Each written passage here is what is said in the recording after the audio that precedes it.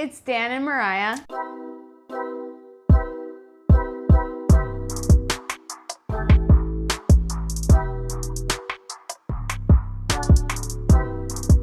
Guys, this week has been intense. There's been a lot of drama in the culture, specifically the hip hop community. Kendrick and Drake have been going at it. Going at it is light. Going at it is like it's been for like the extent of back and forth. It's been insidious. It's been verbally violent. Anyways, we're not even like following hip hop like that, but this week I've been like dedicating a lot of time just to keeping up. Kendrick's been keeping us on our toes. This is Daniel's reality TV. Yeah. His version of reality TV binge watching is all of this drama. But so this whole drama between Kendrick and Drake had us thinking. Mm-hmm. This is a topic that we wanted to talk about for a while, but this is like, I guess, a timely week to drop it. Yeah. And because there's been so much that have been like uncovered about the two of them, whether it be allegations about this or allegations about that. Again, you can look into it if you want to be privy. But it made us think like about the importance of honesty as individuals and in relationships. I think that at the end of the day, like if both of these guys just lived lives that were uncovered, and I know some people are making the case that Kendrick's last album was literally him disclosing all of his dirty laundry. But it did make us think about the value of honesty in every stage of a relationship. Yeah. And just carrying yourself with honesty and integrity as a person in general. So do you want to just speak to that a little bit more for those people who might not be up to date with the drama? Yeah. Maybe people like me who aren't in the nitty gritty.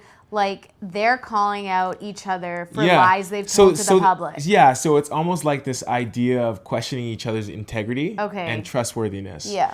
I think that the nature of rap beef is like poking fun at the person. Yeah. But it gets like layers and layers deeper as they go out from the person to their concentric circles, their families and stuff like that. So basically, Kendrick and Drake respectively are going back and forth, uncovering things about each other's lives and families. There's one song where Kendrick basically writes an open letter to Drake's family, which is the most like savagery kind of mode of rap beef where he's like, he starts a song saying "Dear Adonis," which is Drake's son. It's savage. Anyways, this idea though kind of came from us reflecting on this notion of like, imagine if we lived lives where no one had anything to uncover about us. Yeah. Like, what if what we said was true, and what was true, and what was true is what we said. Yeah. And so I think that it made us think about like our early stages of our relationship and the value of honesty in first dates and first meeting someone and first impressions. Yeah. And then also like when you're further in dating and you're beginning to get to know a person more and their temperament and their history.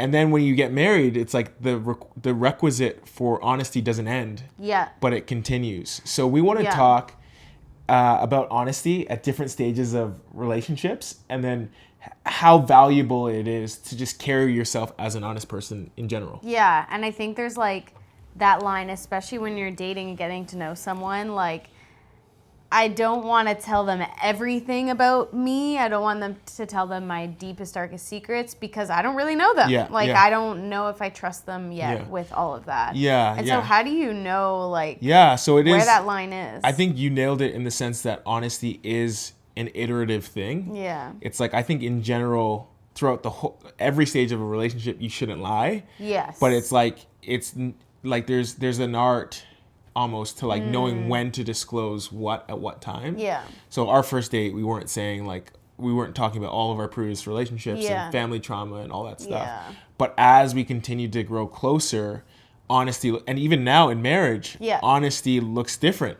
And it's almost like we're jumping around a lot in terms of stages of relationships, but I just want to say, like, in marriage, honesty or vulnerability is almost like harder because you're so used to regular everyday life with the person. And to bring up like, hey, I'm actually going through something. It's kind of like an interruption to that everyday rhythm you have with the person, right? I think recently I had a birthday, and something that I was thinking about is almost like this dissonance or disconnect between who someone wants to be or aspires to be and who they are. And I think in every stage of our relation, like every stage of our life, we always have to grapple with that inconsistency. And I think that same inconsistency is what causes us to lie in moments where it's like, oh, who I actually am is this, or what I actually did in this moment is this. But what I want someone to perceive me as is this. So we lie to close that gap. Or we exaggerate, or we do different things. We cover things up to make. And I realized that like we will only be at peace in ourselves where we're at the point where the person who we want to be and the person we are as close as they can to being the same. And I think that, yeah, the reality is all of us will always grapple with insecurities. But I think the work of evolving as a person, why you go to counseling, why you have friends who hold you accountable to things, why you set goals, is to close that gap. Yeah. And I think that it's almost like there's two like scripts being written at the same time. It's like one script is our being honest in our dealings with people, are becoming increasingly more honest. But then the other script is like our being honest with who we are. And it's almost like this honesty flows out of this honesty. So it's like you will only be able to be honest with people and live an integral life if there's no internal dissonance. Yeah, that's so true. Yeah, that's a bit layered and deep, but it's like there needs to be this like reconciling of who we are and who we want to be before we can actually live out honest relationships. Do you think that online dating has increased the dishonesty amongst like dating culture? Yeah. Because like I see sometimes girls posting and stuff about how like, oh, when I show up to the date and the guy on Hinge said he was over 6 feet and he's 5'8". Yeah. Like it's just a small example. Yeah, like small things and big things. Because it's like you're trying to represent like such an almost overemphasized or good version of you online. And I think that like in that case, yeah, we see that a lot, but it's almost like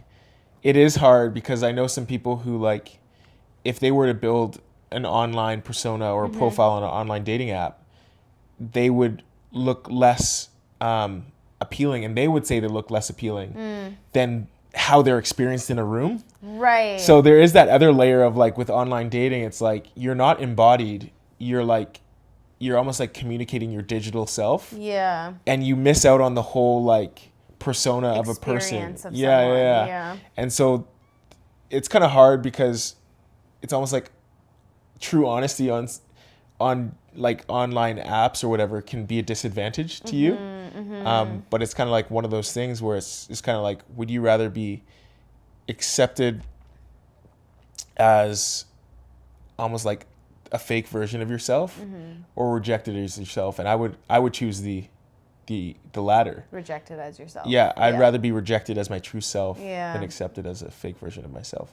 But anyways, so let's talk about the different stages of relationships and I guess what honesty looks like in each stage. So maybe let's start from the beginning. Like, so you're meeting someone, whether it be through a friend of a friend or at a party or a first date. Like, what does like the very early stages? So this is beyond, like, this is moving out of the arena or the category of being honest with yourself, being an integral person. Now you're like connecting with someone. Yeah. You're trying to pursue relationships. What does honesty look like in those early stages, first dates, so on? Yeah, I think it's just being real with answering questions that you're asked. Yeah. I think it's being genuine in trying to even get to know the other person. I don't know, those early stages to kind of like just tell the truth. Yeah, like, and I think a part of it too is like making sure not to portray yourself, like not even just verbally, but in your actions as someone you're not. Right. So I've always been pretty frugal of a person. Yes. So like I remember when we started dating, I was pretty like intentional about not pretending that I'm this guy that's going to spend $300 on a dinner out. Yeah. When it's like, that's not me. I'd rather spend $100 on a dinner out and invest $200 in stocks. Or, like, you know what I mean? That's so true. And so it's so important. Or like, don't do these like overemphasized gestures. Yeah. If that's not you. Yeah. If you are that guy or that girl and that's going to be sustained throughout the relationship, then do that. Something But, I like to tell some people aren't guys like that. specifically is don't do what you can't sustain. Yeah. I think girls and guys need to do that, but I feel like guys fall into that like, oh, I need to win. Like I need to like woo her. Yeah. So I'm remember gonna do the most. Yeah, I remember one time I thought I was hanging out with a friend, but I think it ended up being a date and I wasn't really aware of what was going on. And my first sign of that was the person came and picked me up in a car that wasn't his, that he had borrowed from someone because it was like a fancy convertible car. And I was just like, what is happening? Like, that's just not you and not your personality. For me, personally, I'm not going to be, like, impressed by that, something like that. And so I think, like, just be true to who you are. You want someone to fall in love with you. Yeah. Not some, like, idea of you or fake version of you or your actions. You want them to fall and I in love think with that, who you like, are. when I think about that more, I'm like, the moment you feel like you have to be something other than yourself, that's actually a good indicator that you're not yet ready for a relationship. Oh, yeah. And then the other thing is if you feel like in order to keep someone liking you or interested in you, you find yourself constantly being something you're not, they're probably not the right person for you. Yeah. And I think that it would be better for both of you in interest of time, in interest of like future prospects, if you were to just name that and move on from the relationship. You know what I mean? But yeah, what does it look like in the stage of like, okay, now I'm 5 years into dating, maybe Like 3 years, long-term maybe 2 years. relationship. Yeah. And we're like gearing up for taking next steps in a relationship. For some people, it's moving in together. For us, it looked like pursuing marriage.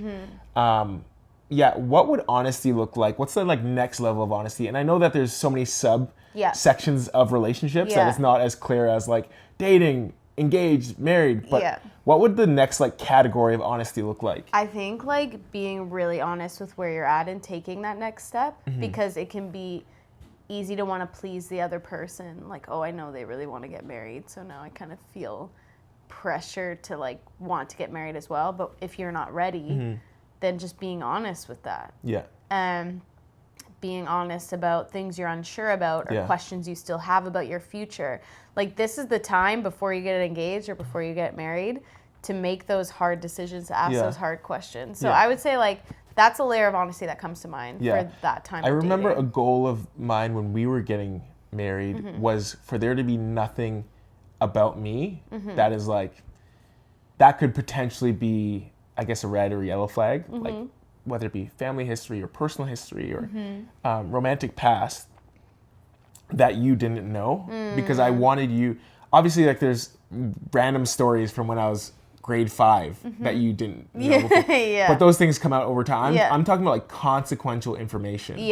And I wanted you to know that before we were married because I wanted you to feel like you knew the whole person. Who it was. And it's just kind of like, it feels risky at times because you're like, oh, is this person going to love me in the midst of my failure or in the midst of my struggle, or even like parts of myself that maybe aren't great, like, but I felt like that was such an important but I think people need to find their different, like, I don't want to moralize what we did. I was gonna ask, like, what do you think, like, I know there's like a lot of couples that actually don't talk about sexual history like at all with their significant other because they just either they don't care, they'd rather not know, they don't want to go there. Like, what do you think about that? Like, not uncovering that part of your past. I think at the end of the day, like, the two individuals in the relationship need to decide on what they're okay with.